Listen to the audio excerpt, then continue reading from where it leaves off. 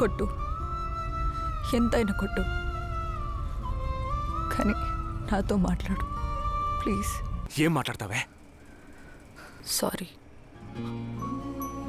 Sorry? తేలిగ్గా వదిలేసి వెళ్ళిపోయి సంతోషంగా ఇంకొకరిని పెళ్లి చేసుకుని సారీ అంత ఈజీగా ఉంది కదా నీకు?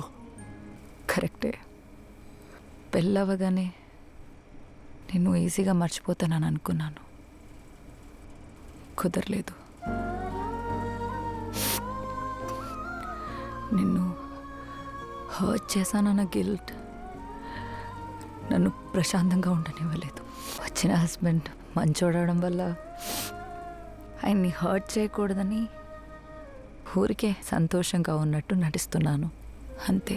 ఒక తప్పు చేసి ఈజీగా దాటేయొచ్చని అనుకుంటా, కానీ అది మనల్ని ప్రశాంతంగా ఉండనియకుండా లైఫ్ లాంగ్ వెంటాడుతూనే ఉంది కదా.